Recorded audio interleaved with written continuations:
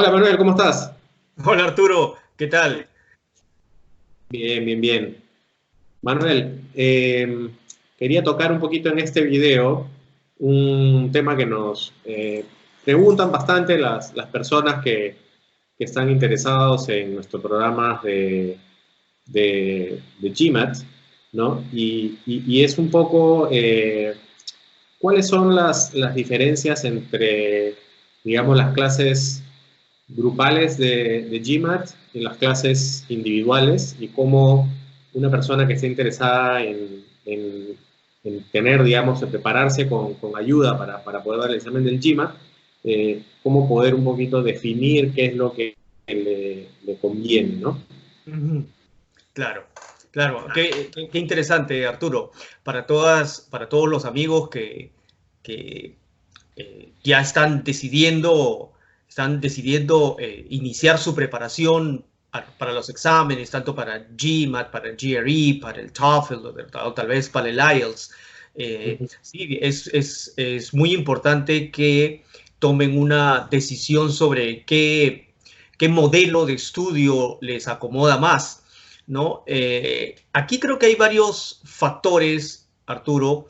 Eh, Uno, obviamente, es el estilo personal de estudio o de aprendizaje, ¿no?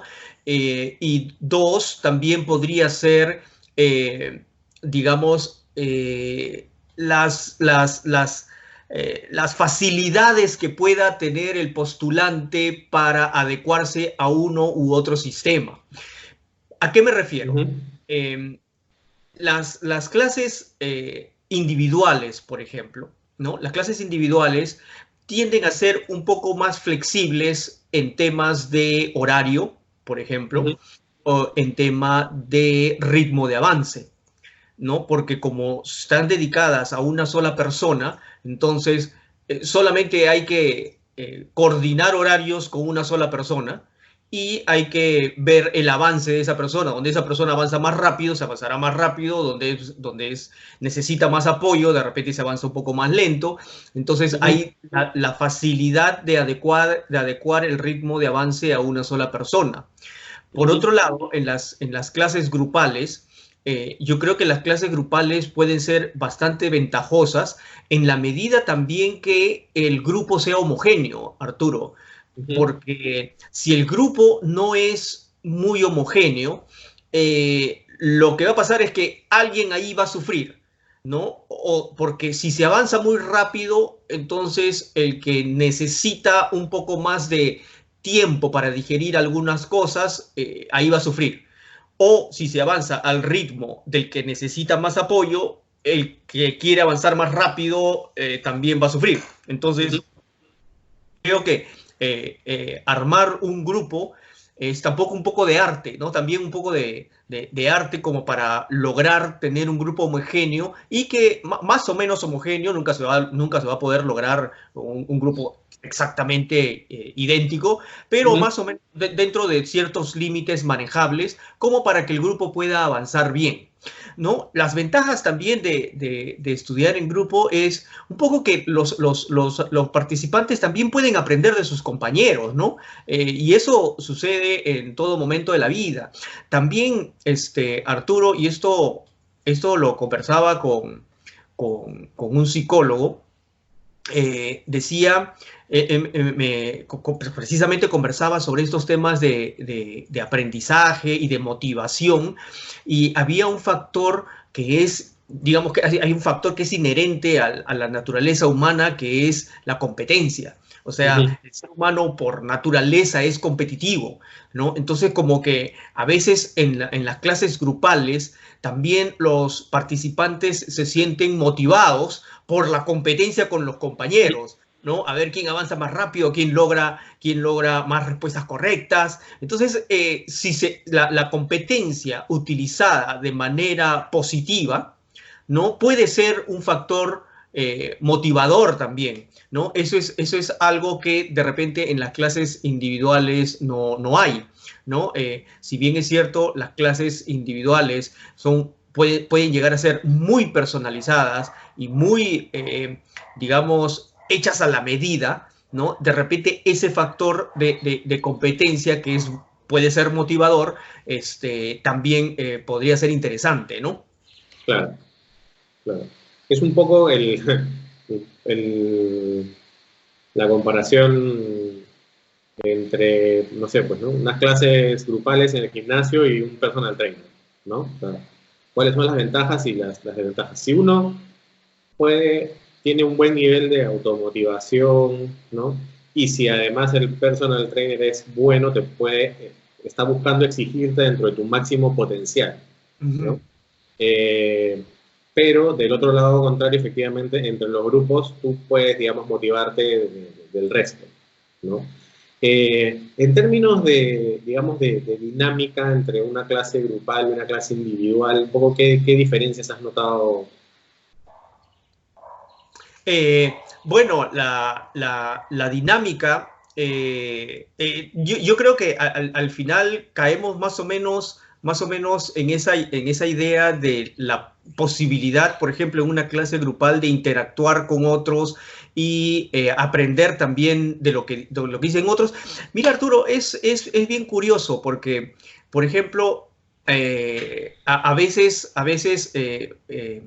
digamos, en el estudio de las metodologías, en el entrenamiento de los profesores, por ejemplo, a veces se comenta, ¿no? Entre profesores comentan que muchas veces lo que le dice un compañero a un postulante, de alguna manera lo capta más rápido que cuando se lo dijo el profesor. Porque a veces los profesores tienden a utilizar explicaciones un poco estilizadas, ¿no? Ujú. O de repente, digamos, a utilizar frases muy técnicas, ¿no? Cuando de repente el compañero se lo dice en dos jergas Ujú. y entró más rápido, llegó más rápido al cerebro, ¿no? Entonces, a Claro. veces puede suceder eso también, pero todo depende también del profesor, o sea, la experiencia que tenga el profesor, el manejo que tenga el profesor, el conocimiento que tenga de identificar las necesidades de sus alumnos, ¿no? En una clase grupal a veces también es más difícil manejar las necesidades individuales, ¿no? Es posible manejar las necesidades del grupo, pero es un poco más difícil satisfacer las necesidades individuales. En una clase individual, esas necesidades individuales en realidad saltan a la vista todo el tiempo, ¿no? Entonces es más fácil atacarlas. Probablemente Arturo, algunas personas, por ejemplo encuentran útil, eh, más útil, digamos, un sistema en cierta fase de la preparación, más útil un sistema que el otro. Por ejemplo, algunas personas, dependiendo, obviamente estamos hablando en general, no estamos hablando de ningún caso en específico, pero muchas personas, por ejemplo, sienten que cuando recién en una primera fase de preparación, como que las clases grupales podrían ser muy útiles, pero cuando ya el postulante está un poco más avanzado en su preparación, como que también necesita cierta individualización, porque ya sus necesidades se separan un poco del grupo. Sus dudas son un poco más específicas, ¿no? Yo también creo que además las clases grupales te permiten, te exigen un determinado ritmo, ¿no? Ujú. Tal vez sería bueno aclarar un poco ya en este punto que a veces cuando hablamos de clases individuales, bueno, perdón, clases individuales versus grupales, habría que también diferenciar bien qué es lo que estamos hablando por el concepto de grupo, ¿no? Ujú. Y creo que hay dos grandes, digamos, conceptos distintos. Hay el concepto de grupo que manejan, digamos, algunas instituciones, pero que son del formato, digamos, tipo clase, ¿no? Cuando estás hablando 15, 20 personas que están siguiendo, digamos, una serie de clases, y el concepto que manejamos más nosotros, que es el concepto de grupos, digamos, pequeños, ¿no? Que pueden ser entre 3 a 5 personas, ¿no? Entonces, yo creería que también ahí, digamos, hay un nivel de diferenciación, ¿no? Evidentemente en una clase de 15 ya el concepto de individualización es difícil, ¿no? Entre una clase entre 3 y 5 te permite, digamos, tener ya un cierto nivel aparte de una mejor interacción, ¿no? Porque incluso en el concepto de grupo siempre se habla que entre máximo 3, mínimo 3, máximo 6, 7, ¿no? Para que la dinámica del grupo no se diluye y sean solo unos los que participan y otros se quedan, digamos, callados, sino ¿no? Hay una participación un poco más homogénea, ¿no?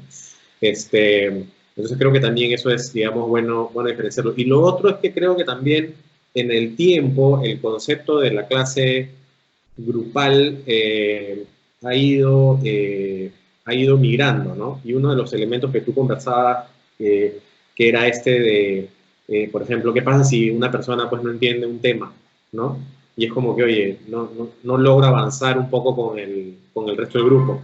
Creo que hoy en día, por ejemplo, como es un poco nuestro caso, uno puede tener, digamos, una clase donde revisa un tema, pero adicionalmente a eso tienes información de soporte que le puede permitir al alumno, digamos, revisar de manera ya individual ciertos temas y realizar, digamos, ciertos ejercicios para que también, digamos, gane confianza, ¿no? Normalmente en las clases grupales lo que uno tenía era que a la teoría solo podías tener acceso y ejemplos y cosas explicadas, solo podías tener acceso durante el periodo de clase y después de eso ya no. Y creo que un poco lo que nosotros hemos buscado resolver desde ese punto de vista es no solamente tener el entorno de la clase, sino también tener un entorno de soporte adicional, ¿no?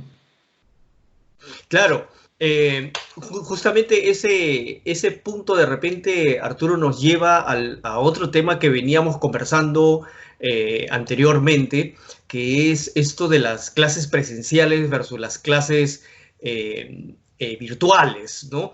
Y la realidad es que cada vez más personas o las nuevas generaciones tienden a estar más dispuestas hacia las clases virtuales más que a las clases presenciales. En la experiencia que tenemos, Arturo, muchas personas,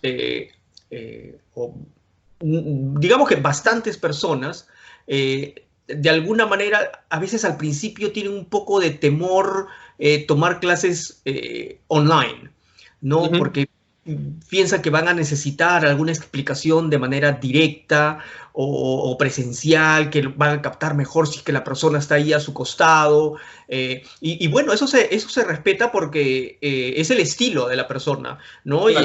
Y al final lo que uno desea es que el alumno se sienta cómodo y sienta que tiene todo el apoyo para que pueda desarrollarse, ¿no? Pero la experiencia es que también hay un grupo considerable de personas que empiezan tomando clases presenciales y luego migran a las clases virtuales. Por una u otra razón prueban la clase virtual y les gusta y ven que sí funciona y ven que actualmente hay más herramientas para poder utilizar que suplen. Y la realidad, Arturo, es que ahora en las grandes capitales de Latinoamérica el tráfico es terrible y el tiempo de transporte para tomar una clase particular o individual o presencial puede ser considerable. Entonces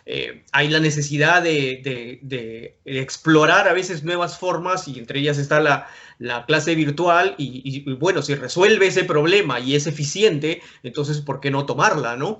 Y esto conecta con lo que estábamos conversando en la medida que, claro, digamos que cuando se tiene un grupo y decíamos las necesidades del grupo al principio pueden ser comunes, ¿no? Y son comunes al principio, Arturo, porque como que todos están empezando.